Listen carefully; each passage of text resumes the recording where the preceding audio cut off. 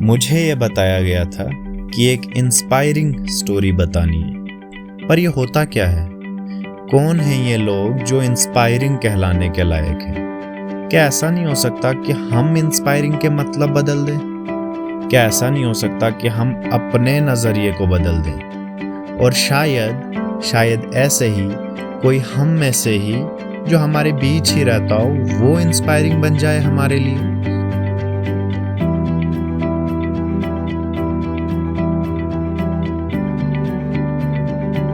ये कहानी ऐसी ही एक आम औरत की है, जो कितनी आम है या कितनी इंस्पायरिंग है, सब हमारे नजरिए पे डिपेंड करता है।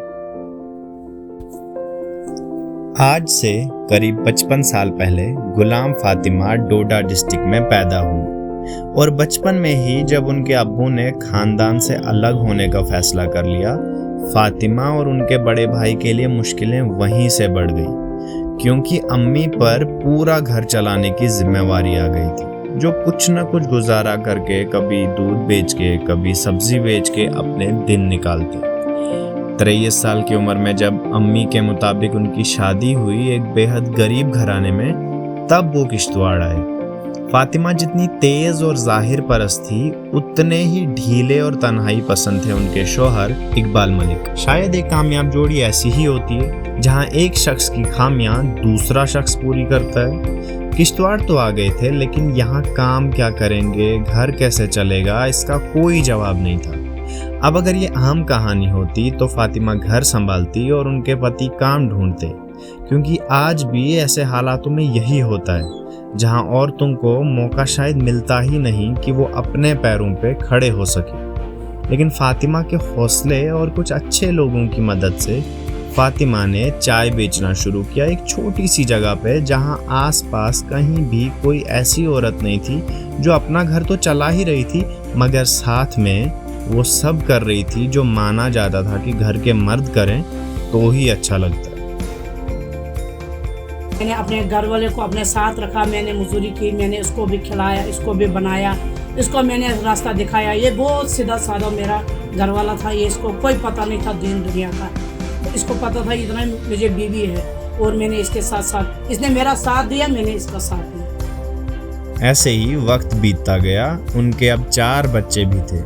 बड़े भाई इसी बीच खुदा को प्यारे हो गए और उनके भी 4 बच्चों की जिम्मेवारी फातिमा ने उठाई। ऐसे हालातों में लोग अपने 2 बच्चों तक को अच्छी तालीम नहीं दे पाते हैं, मगर ये कोई आम कहानी नहीं है।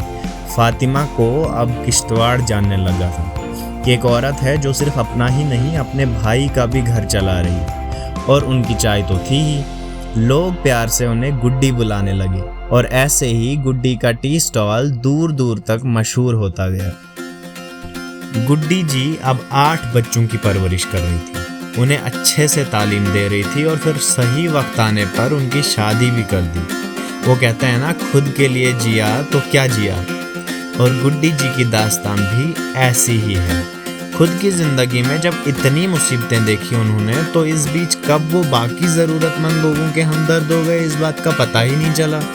अब ऐसी कोई हक की लड़ाई नहीं होती जहां वो लोगों के लिए और लोगों के साथ कंधे से कंधा मिलाकर खड़े नहीं हों। कामयाबी क्या है?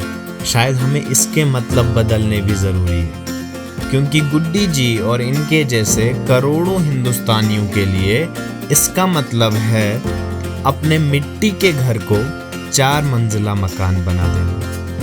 अपने बच्चों के साथ साथ अपने भाई के बच्चों की परवरिश ऐसी करना कि एक वक्त आने पर वो अपने पैरों पे खड़े हो सके और दुनिया का मुकाबला कर सके। अपने औरत होने की वजह से खुद को मर्दों से कम नहीं समझना, भले ये दुनिया, ये लोग हर वक्त याद दिलाते रहे कि कैसे औरत असली दुनिया का सामना नहीं कर सकती। ये कहानी जितनी आसान लग रही है, काश इतनी होती भी।